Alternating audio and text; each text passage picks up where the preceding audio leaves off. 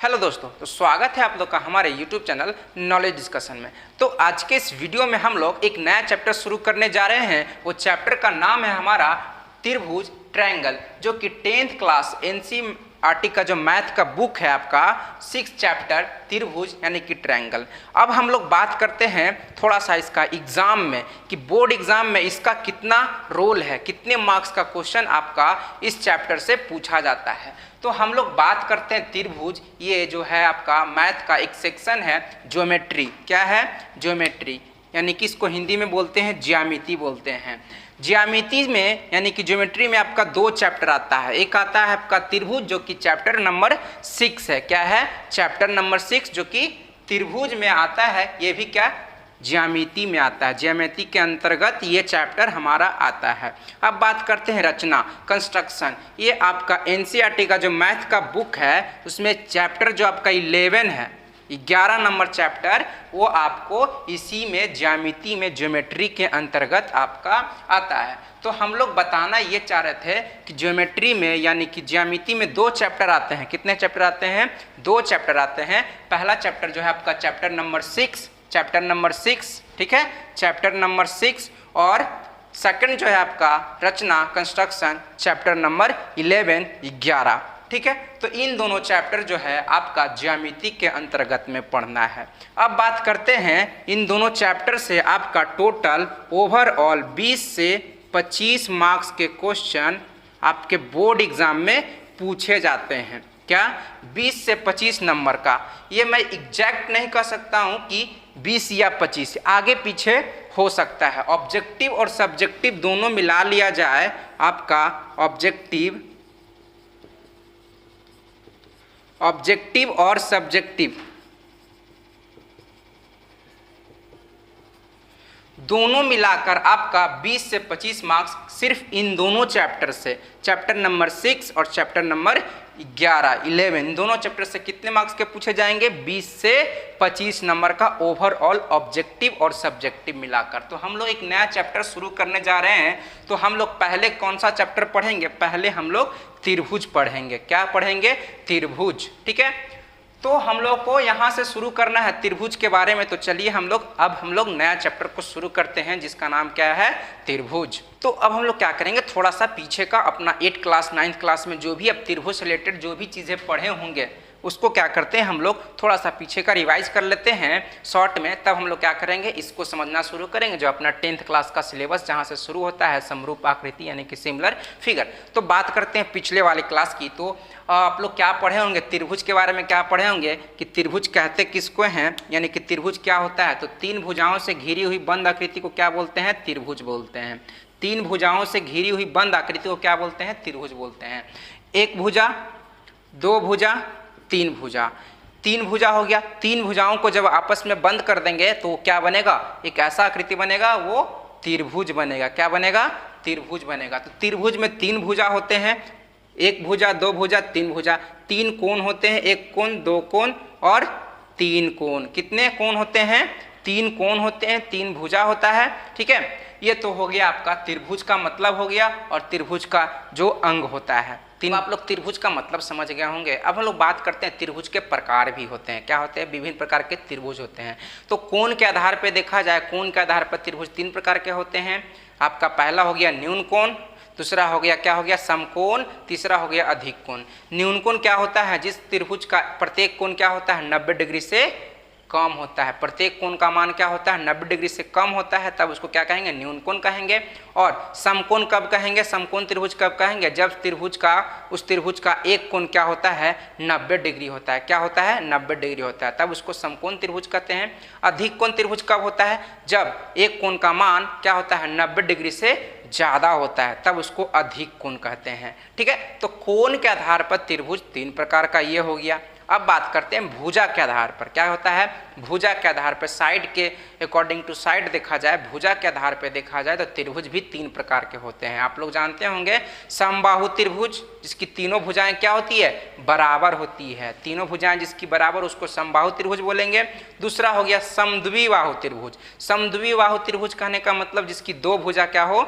बराबर हो। जिसकी 2 भुजा बराबर, उसको क्या बोलेंगे? समद्विबाहु त्रिभुज। तीसरा हो गया विषम बाहु त्रिभुज, जिसकी तीनों भुजाओं क्या होता है, तीनों भुजाओं का माप भिन्न भिन्न होता है, अलग अलग होता है, ठीक है, तो उसको विषम बाहु त्रिभुज कहते हैं। यानी कि कोई भी भुजा बराबर नहीं होगा तब उसको विषम बाहु त्रिभुज कहेंगे। तो यहाँ पे हम लोग क्या सीखे, त्रिभुज किसको कहते हैं, त्रिभुज का प्रकार, कोण के आधार पर त्रिभुज 3 प्रकार के होते हैं, भुजा के आधार पर भी त्रिभुज 3 प्रकार के होते हैं। अब हम लोग चलिए अपने चैप्टर पे आते हैं, पीछे का हम लोग थोड़ा सा रिवाइज कर लिए त्रिभुज के बारे में, ठीक है, जो कि आप लोग जानते होंगे, अच्छे से जानते होंगे। अब हम लोग असली रूप से अपने चैप्टर में आते हैं, जो कि आता है क्या, समरूप आकृति। पहले हम लोग जानेंगे कि समरूप आकृति होता क्या है, क्या होता है, समरूप आकृति होता क्या है। तो वैसी आकृति, वैसा फिगर, ठीक है, इसको हम लोग अच्छे से समझेंगे, उसके बाद हम लोग धीरे धीरे स्टेप बाय स्टेप आगे बढ़ेंगे। तो समरूप आकृति क्या होता है, वैसी आकृति जिसके आकार क्या हो, समान हो, आकार क्या हो, समान हो, लेकिन माप, साइज क्या होता है, भिन्न भिन्न होता है, अलग अलग होता है, उसको क्या बोलते हैं, समरूप बोलते हैं। कहने का मतलब है कि ये क्या है, वृत्त है, ठीक है, एक ये छोटा वृत्त है, ये एक बड़ा वृत्त है, ये क्या है, एक छोटा वृत्त है, ये ले लीजिए इस सबसे छोटा वृत्त है।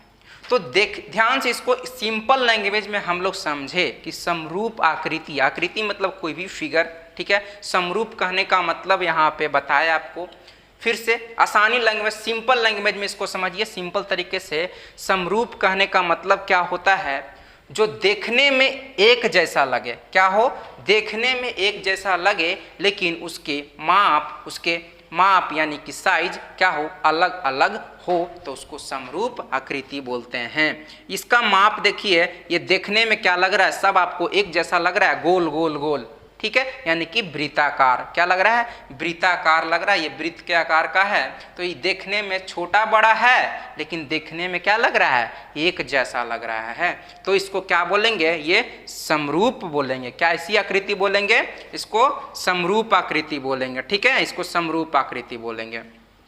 तो यहाँ पे आप लोग ध्यान में रखिएगा, सभी वृत्त क्या होते हैं, समरूप होते हैं। सभी वृत्त क्या होते हैं, ये पॉइंट को नोट डाउन करना है, सभी वृत्त समरूप होते हैं। ये कंसेप्ट आपको याद रखना है, इसको समझना है, ठीक है। तो आप एक्सरसाइज में सॉल्व कर सकते हैं और बोर्ड एग्जाम में ये क्वेश्चन पूछा जाता है ऑब्जेक्टिव में, सभी वृत्त क्या होते हैं, समरूप होते हैं, सर्वांगसम होते हैं, इनमें से कोई नहीं, इस टाइप से आपका ऑब्जेक्टिव क्वेश्चन पूछा जा सकता है। तो सभी वृत्त क्या होते हैं, समरूप होते हैं। अब बात करते हैं, अब हम लोग बात करते हैं, एक एग्जाम्पल ये लिए, नेक्स्ट एग्जाम्पल इसका हम लोग 2-3 एग्जाम्पल करेंगे। अब देखिएगा दूसरा एग्जाम्पल, देखिएगा ये वर्ग है, क्या है, ये वर्ग है, ये देखिए ये छोटा वर्ग है, इससे छोटा वर्ग है, ये देखिए इससे भी छोटा वर्ग है, ठीक है। तीनों क्या है, देखने में एक जैसा लग रहा है, क्या बोले, तीनों देखने में एक जैसा लग रहा है। कहने का मतलब शेप, आकार कैसा है, वर्गाकार है, आकार कैसा है, वर्गाकार है, ठीक है, देखने में एक जैसा लग रहा है। लेकिन इसका मान लीजिए आपका 5 सेंटीमीटर इस भुजा का लंबाई होगा, तो इसका 3 सेंटीमीटर होगा, इसका 1 सेंटीमीटर होगा। क्यों होगा ना, क्योंकि ये थोड़ा ये बड़ा है, इसके भुजा का मान बड़ा है, इसका थोड़ा सा इससे छोटा है, इसका जो है इससे छोटा है थोड़ा। तो हम लोग कहेंगे कि देखने में एक जैसा लग रहा है, लेकिन इसके माप क्या हैं, साइज क्या है, अलग अलग हैं। तब इस आकृति को, इन सभी आकृति को क्या बोलेंगे, समरूप बोलेंगे। क्या बोलेंगे, समरूप बोलेंगे। क्योंकि अब यहाँ पे एक कंसेप्ट निकल के आया सेकंड नंबर में हमारा कि सभी वर्ग क्या होते हैं, सभी वर्ग कहने का मतलब स्क्वायर, क्या है, इसको इंग्लिश में क्या बोलते हैं, स्क्वायर बोलते हैं, क्या होते हैं, समरूप होते हैं। सभी वर्ग क्या होते हैं, समरूप होते हैं। ये आपको ऑब्जेक्टिव में काम आएगा बोर्ड एग्जाम में। तो पहला हम लोग सभी वृत्त क्या होते हैं, समरूप होते हैं। सेकंड क्या पढ़े हम लोग, सभी वर्ग क्या होते हैं, समरूप होते हैं। सभी वर्ग क्या होते हैं, समरूप होते हैं। तीसरा एक और एग्जाम्पल हम लोग लेते हैं, यहाँ पे देखिएगा ध्यान से, आपको बताए समबाहु त्रिभुज, अभी हम आपको बताए हैं, ये क्या है, एक समबाहु त्रिभुज है। समबाहु त्रिभुज कहने का मतलब इसकी तीनों भुजाएं क्या हो, बराबर हो, ठीक है। ये क्या है, इससे एक छोटा समबाहु त्रिभुज लिए, ठीक है। ये भी क्या है, तीनों भुजा बराबर है। एक और छोटा त्रिभुज लिए, क्या लिए, एक और छोटा समबाहु त्रिभुज लिए, ठीक है। तो ये तीनों क्या है, एक समबाहु त्रिभुज है। छोटा बड़ा है, क्या है, छोटा बड़ा है। कहने का मतलब समरूप आकृति हम लोग क्या जान रहे हैं कि देखने में एक जैसा लगे, ठीक है, देखने में एक जैसा लगे लेकिन उसके माप यानी कि साइज क्या हो, भिन्न भिन्न हो। तो आप देखिए देखने में एक जैसा लग रहा है, उसके माप क्या हैं, भिन्न भिन्न है। कहने का मतलब ये इस भुजा का वैल्यू आप 6 ले लीजिए, इसका 4 ले लीजिए, इसका 2 लीजिए, ठीक है, क्योंकि इस भुजा का वैल्यू बड़ा है इसके रिस्पेक्ट में, इसके तुलना में, और इसका भुजा का वैल्यू क्या है, इसके रिस्पेक्ट में ये छोटा है, यानी कि ये बड़ा है थोड़ा, इसका इससे थोड़ा छोटा है, इससे थोड़ा ये छोटा है, ठीक है। तो यहाँ पे हम लोग क्या लिए, समबाहु त्रिभुज लिए। तो यहाँ पे क्या निकल के आ रहा है कि सभी समबाहु त्रिभुज, समबाहु त्रिभुज क्या होते हैं, समरूप होते हैं, समरूप होते हैं।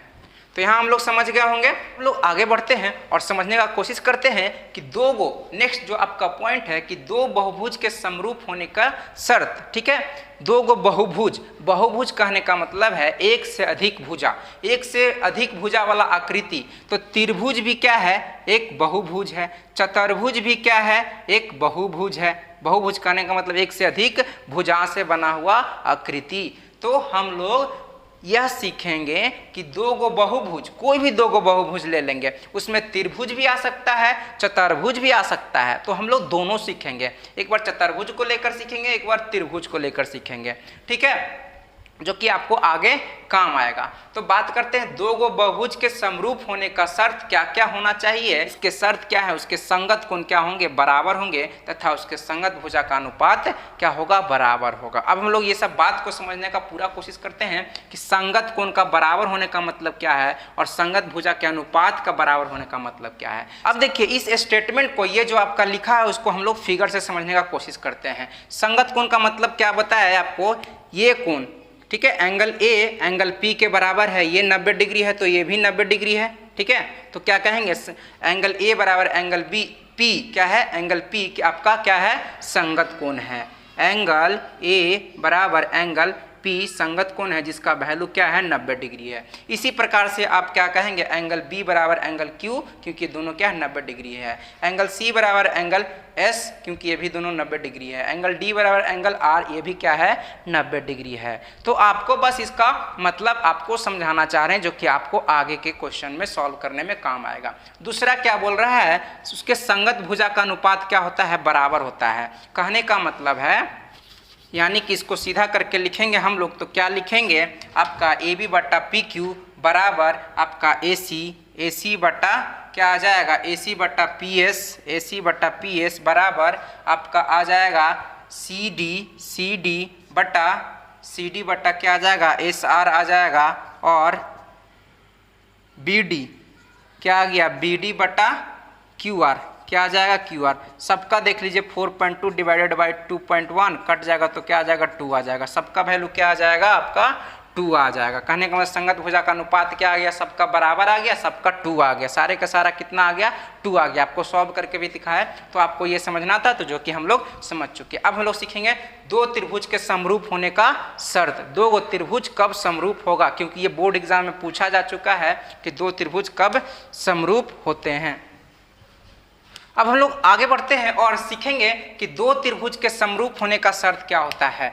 ये आपको बोर्ड एग्जाम में पूछा जा चुका है और इस कंसेप्ट के सहायता से आप क्या करेंगे, क्वेश्चन को सॉल्व करेंगे। क्वेश्चन को सॉल्व करेंगे और इस कंसेप्ट का जरूरत आगे भी आपको पड़ेगा।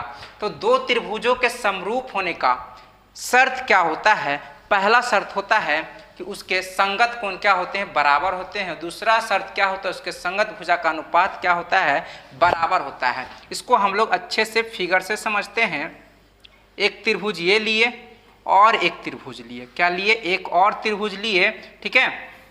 यहाँ हम लोग नीचे लिख लेते हैं, एक त्रिभुज ये लिए, हम लोग इसका नामकरण कर देते हैं ए बी सी, और इसका हम लोग देते हैं PQR दे देते हैं। इसको हम लोग अच्छे से समझेंगे।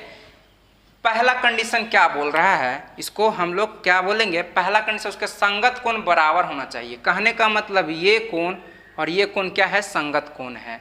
ये कोण क्या है, संगत कोण है। क्यू एंगल R बराबर क्या होना चाहिए, आपका एंगल C होना चाहिए। ये क्या है, संगत कोण है। तो पहला कंडीशन आपका क्या बोल रहा है, एंगल P बराबर एंगल A।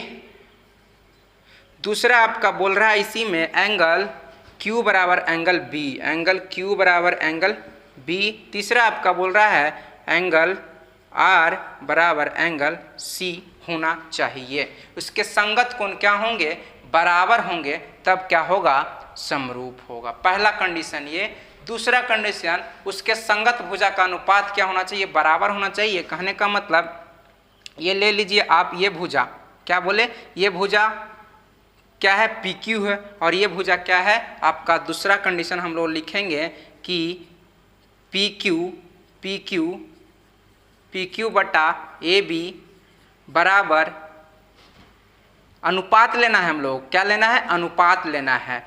यानी कि PQ बटा AB बराबर होगा QR बटा BC, QR बटा BC बराबर होगा PR बटा AC, PR बटा AC।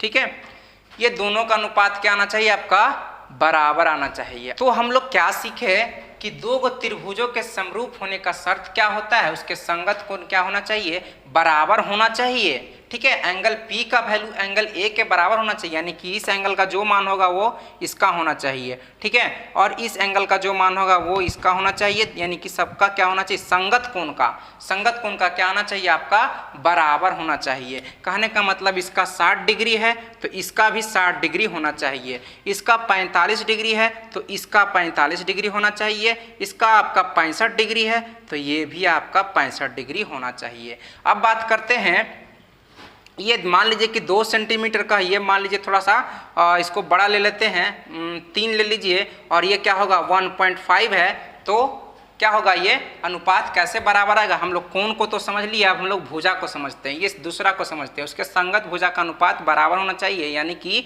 ये आपका अनुपात हमारा दिया हुआ है, और इसका वैल्यू क्या दिया हुआ है, आपका PQ का वैल्यू दिया हुआ है कितना, 3 दिया हुआ है। और मान लीजिए ऐसा दिया हो, ठीक है, हम लोग ऐसा क्वेश्चन सॉल्व करेंगे आगे चलकर एक्सरसाइज में। तो इसका 3 ले लिए, क्या किए, 3 ले लिया, और इसका क्या दिया 1.5 दिया है। ठीक है, तो 1.5। अब देखिएगा इसका ले लेते हैं, आप ले लीजिए इसका 6 लीजिए, और इसका क्या ले लीजिए आप 3 ले लीजिए, क्या ले लीजिए 6 और 3 ले लीजिए। तो ये 6 और क्या हो गया 3 हो गया। ठीक है, तो इसको सॉल्व कीजिएगा, एक और हम लोग लेते हैं, इसको सॉल्व कीजिएगा तो क्या हो जाएगा, ये 0 आ जाएगा, 15 दूनी 30 आ जाएगा, ये आपका 3 दूनी 6 आ जाएगा, 3 दूनी कितना आ जाएगा 6 आ जाएगा। नहीं, इसका भी वैल्यू 2 आया, इसका भी वैल्यू क्या आया आपका 2 आया। अब मान लीजिए कि इस भुजा का वैल्यू ले लेते हैं हम लोग, क्या लेते हैं 8 ले लेते हैं, और इसका 4 ले लेते हैं। क्या करते हैं, इसका 4 ले लेते हैं, तो आप सॉल्व कीजिएगा, इसका PR का वैल्यू कितना हो गया, PR का वैल्यू हम लोग क्या ले लिए, यहाँ पे हम लोगों को, चलिए यहाँ पे क्या हम लोग लिखे हैं QR बटा BC लिखे हैं, QR बटा BC, यानी QR का वैल्यू आपका 6 ले लिए हैं, कितना ले लिए हैं 6 ले लिए हैं। BC का वैल्यू कितना ले लिए हैं 3 ले लिए हैं, कितना ले लिए हैं 3 लिए हैं। तो सॉल्व किए तो 2 आया। अब हम लोग क्या करते हैं, PR का वैल्यू कितना ले लेते हैं 8 ले लेते हैं, और इसका 4 ले लेते हैं। ठीक है, तो कितना आ जाएगा आपका 8/4, ये भी क्या आ जाएगा 2 आ जाएगा, यानी कि क्या आ गया आपका 2, सबका अनुपात क्या हुआ आपका बराबर आ गया। ठीक है, यानी क्या आ गया आपका बराबर आ गया। तो यही हमको समझना था कि उसके संगत कोण क्या होना चाहिए, बराबर होना चाहिए, उसके संगत भुजा का अनुपात बराबर होना चाहिए। यही हमारा शर्त है दो त्रिभुजों के समरूप होने का। तो आपको समझ में आ गया होगा। अब हम लोग आसानी से एक्सरसाइज 6.1 को सॉल्व कर सकते हैं। तो चलिए हम लोग एक्सरसाइज को सॉल्व कर लेते हैं।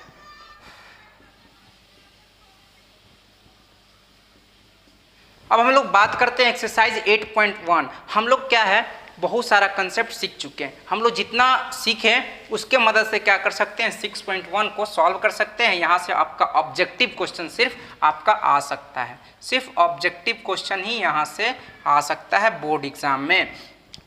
और इसके बाद वाला जो आपका 6.1 है, 6.2 एक्सरसाइज है, उसको हम लोग सीखने के लिए क्या करेंगे, थेल्स थ्योरम पढ़ेंगे, जो कि हम लोग आगे अच्छे से पढ़ेंगे। चलिए तो अब हम लोग देखते हैं 6.1 को। तो 6.1 में आपका पहला ऑब्जेक्टिव क्वेश्चन है, एक ही क्वेश्चन है, एक ही में आपका 4-5 क्वेश्चन दिया हुआ है। सभी वृत्त क्या होते हैं, समरूप होते हैं।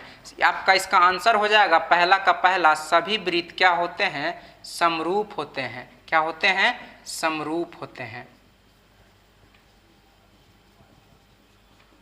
तो ये हो गया आपका। सेकंड क्वेश्चन क्या कर रहा है, सेकंड का आंसर क्या हो जाएगा आपका, सेकंड सभी वर्ग क्या होते हैं, सभी वर्ग आपको बताए, पहला का एक्सप्लेनेशन आपको बता चुके हैं। कोई भी हो आपका क्या हो जाएगा, कोई भी वृत्त हो, सब क्या होते हैं, समरूप होते हैं। क्या भी सभी के सभी क्या होते हैं, समरूप होते हैं। नेक्स्ट क्वेश्चन क्या पूछा, सभी वर्ग क्या होते हैं, सभी वर्ग, कोई भी छोटा बड़ा उससे फर्क नहीं पड़ता है, आपको समझा चुके हैं। सभी के सभी वर्ग क्या होते हैं, समरूप होते हैं। सभी वर्ग समरूप होते हैं, ठीक है। नेक्स्ट आपका सभी त्रिभुज क्या होते हैं, समबाहु त्रिभुज। सभी, तीसरा आपका हो जाएगा सभी समबाहु त्रिभुज। समबाहु त्रिभुज समरूप होते हैं। सभी समबाहु त्रिभुज क्या होते हैं, समरूप होते हैं। आपका 4 नंबर बात जो है हम लोग समझेंगे। 4 नंबर है, भुजाओं की समान संख्या बोले 2 बहुभुज समरूप होते हैं यदि उसके संगत कोण क्या हो। पहला 4 का आपका पहला हो जाएगा, उसके संगत कोण क्या होते हैं आपको ये बता चुके हैं। बहुभुज वाला 2 को बहुभुज कब समरूप होगा, ये कंसेप्ट को आपको अच्छे से डिटेल में समझा चुके हैं। 2 को बहुभुज कब समरूप होगा, पहला आपका इसी में आ जाएगा। उसके संगत कोण क्या होंगे, उसके संगत कोण क्या होंगे, बराबर होंगे। और दूसरा में आ जाएगा उसके संगत भुजा का अनुपात क्या होगा, संगत भुजा का अनुपात क्या हो जाएगा, यहाँ पे अनुपात लिखा जाएगा। अनुपात क्या हो जाएगा आपका, संगत भुजा का अनुपात क्या होगा, बराबर होगा, जो कि आपको अच्छे से समझा चुके हैं। अब बात करते हैं, 4 ही है, पहला में आपका 4 ही क्वेश्चन है। दूसरा आता है आपका निम्नलिखित युग्मों के 2 भिन्न भिन्न उदाहरण दीजिए समरूप आकृति। ये दोनों क्या है, आप इसी को सेकंड का पहला आपका यही आंसर हो जाएगा। 2 को पहला एग्जाम्पल ये हो गया, इसको ए मान लीजिए, इसको बी मान लीजिए। ये क्या है, समरूप आकृतियां हैं। सेकंड क्वेश्चन भी आपका सॉल्व हो गया, आपका ये बता चुके हैं कैसे समरूप है। नेक्स्ट आता है आपका तीसरा नंबर क्वेश्चन आता है। अब देखिएगा ध्यान से, क्वेश्चन नंबर 3 है आपका। ये फिगर दिया हुआ है आपका, और पूछा जा रहा है कि ये चतुर्भुज जो है समरूप है या नहीं। क्या बोल रहा है, समरूप है या नहीं आपको बताना है। तो समरूप होने के लिए क्या बताए थे, संगत कोण बराबर होना चाहिए। ये 90 डिग्री है, वर्ग है, ठीक है। ये क्या है, ये वर्ग है। ये क्या है, सम चतुर्भुज है। ये आपका किस प्रकार का चतुर्भुज है, सम चतुर्भुज है। ये किस प्रकार का आकृति आपका, वर्ग है। तो वर्ग का प्रत्येक कोण क्या होता है, 90 डिग्री होता है। वर्ग का प्रत्येक कोण क्या होता है, 90 डिग्री होता है। लेकिन समचतुर्भुज का क्या होता है, प्रत्येक कोण 90 डिग्री का नहीं होता है। तो आप यहाँ पे देखिएगा, पहला कंडीशन हम लोग का क्या होता है, संगत कोण बराबर होना चाहिए। तो ये जितना कोण है ये 90 डिग्री है। एंगल डी बराबर एंगल हम लोग एस लिखेंगे, angle D is not equal to angle S, क्योंकि ये दोनों क्या एक दूसरे के बराबर नहीं है। ये 90 डिग्री होने के लिए क्या होता, सीधा होना चाहिए, ठीक है ना। इसको इस भुजा को क्या होना चाहिए था, इस तरह से स्ट्रेट होना चाहिए था, तब यह क्या होता 90 डिग्री का कोण बनता। लेकिन ये 90 डिग्री का कोण नहीं बन रहा है, तो पहला कंडीशन तो गलत हो गया। इसी प्रकार से आप लिख लीजिएगा, संगत कोण क्या है, बराबर नहीं है। एंगल आर बराबर angle R is not equal to angle C, और उसी प्रकार से angle P is not equal to angle P is not equal to angle A. फिर इसी प्रकार से angle Q is not equal to आपका B। इसके संगत कोण बराबर हैं ही नहीं। संगत कोण कहने का मतलब ये कोण एक दूसरे के बराबर नहीं है, ये कोण एक दूसरे के बराबर नहीं है, ये कोण एक दूसरे के बराबर नहीं है, ये भी कोण इसके बराबर नहीं है, तो संगत कोण बराबर नहीं है, तो ये समरूप नहीं हुआ। पहला ही कंडीशन से गलत हो गया, क्योंकि हम लोग कंडीशन पढ़ चुके हैं कि दो गो बहुभुज तभी समरूप होगा, दो गो चतुर्भुज तभी समरूप होगा जब उसके संगत कोण बराबर होना चाहिए और संगत भुजा का अनुपात बराबर होना चाहिए। तो पहला कंडीशन तो गलत हो गया, पहला कंडीशन गलत हो गया, ठीक है, यानी कि ये दोनों समरूप नहीं है, ये समरूप नहीं है, ये चतुर्भुज क्या है, समरूप नहीं है, ठीक है। इसी कारण से हम लोग कह देंगे ये नहीं है, ठीक है, चतुर्भुज समरूप नहीं है। लेकिन आप देखिएगा भुजा का अनुपात लेंगे हम लोग, भुजा का अनुपात देखिएगा ये क्या है, संगत भुजा का अनुपात यानी कि SR बटा DC, SR बटा DC आप वैल्यू निकालिएगा तो क्या आ जाएगा 1.5 बटा 3। इसी प्रकार से आप लिखिएगा, यानी अनुपात लीजिएगा तो आपका बराबर आ जाएगा, अनुपात आप लिखिएगा, अनुपात लिखिएगा तो आपका बराबर आ जाएगा SP, लेकिन आपका एंगल बराबर नहीं आया, SP बटा DA बराबर PQ बटा क्या आ जाएगा, AB आ जाएगा, PQ बटा AB आ जाएगा, और यहाँ पे QR बटा आ जाएगा आपका BC आ जाएगा। तो देखिएगा यहाँ पे हम लोग क्या है 1.5, सबका यही है 1.5, 3 बराबर 1.5 बटा 3, 1.5 बराबर 3। तो अनुपात आपका बराबर आया, लेकिन ये संगत कोण का बराबर नहीं आया, तो हम लोग कहेंगे ये चतुर्भुज, दोनों चतुर्भुज क्या है, समरूप नहीं है, ठीक है। तो ये आपको समझ में आ गया होगा। तो आज के वीडियो में हम लोग ये सीखे, नेक्स्ट वीडियो में हम लोग थेल्स थ्योरम को सिद्ध करेंगे, ठीक है, जो कि बहुत इंपॉर्टेंट है। उसके बाद हम लोग एक्सरसाइज को 6.2 को सॉल्व करेंगे। तो मिलते हैं नेक्स्ट वीडियो में, थैंक यू।